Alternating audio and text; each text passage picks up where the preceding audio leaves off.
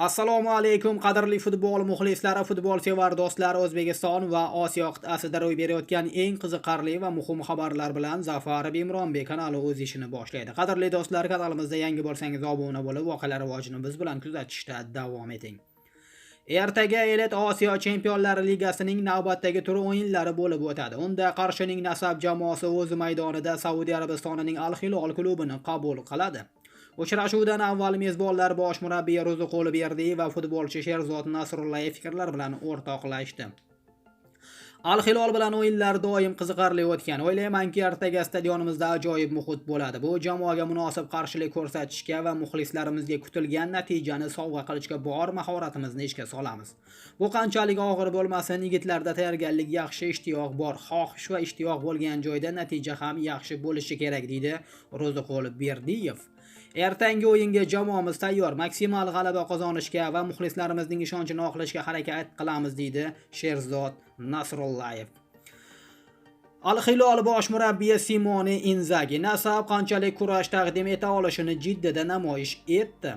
Barchaga xayrli kech. Biz Qarshiga 2 tur o'yinida ishtirok etish uchun keldik. Nasab yaxshi jamoa. Nasab qanchalik kurash taqdim eta olishini jiddida namoyish etdi. Tarkib ham ancha kuchli, ayniqsa individual jihatdan kuchli o'yinchilari bor, dedi Simone Inzaghi.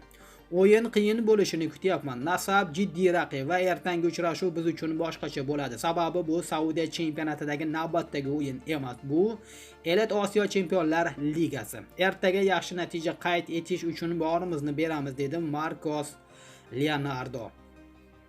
Qadrli do'stlar, ertaga Nasab O'zbekiston Saudiya Arabistoni Al-Hilol uchrashuvini quvvatli hakamlar boshqarib boradi. O'yin Qashqadaryo vaqti bilan 18:45 da start oladi. Nasabga omad tilaymiz. Xabaringiz bor, Nasab birinchi turda boshqa bir Saudiya klubi Al-Ahliga 4-2 hisobida imkoniyatni boy bergan edi. Al-Hilol esa o'z uyida Qatarning Al-Duhayl klubini 2-1 hisobida mag'lubiyatga uchratgan. Osiyo Chempionlar Ligasi 2 Andijon Al-Ahli bahsini avstraliyalik hakamlar boshqaradi. Andijon jamoasi 1-oktyabr kuni Afrika Chempionlar Ligasi 2 musobaqasining 2-turi doirasida Qatarning Al-Ahli klubini qabul qiladi. Mazkur bellashuvni avstraliyalik hakamlar brigadasi boshqarib boradi. Andijon O'zbekiston, Al-Ahli Qatar bosh hakam Daniel John Elder Avstraliya.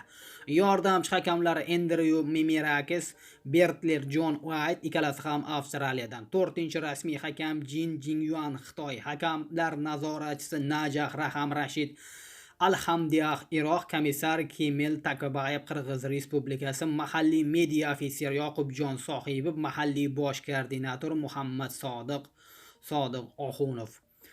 Qadrli do'stlar, demak xalqaro maydonlarda Qashqadaryo, Nasab va Andijon jamoalari vatanimiz sharafini himoya qiladi. Ikkala jamoamizga omadlar tilab qolamiz.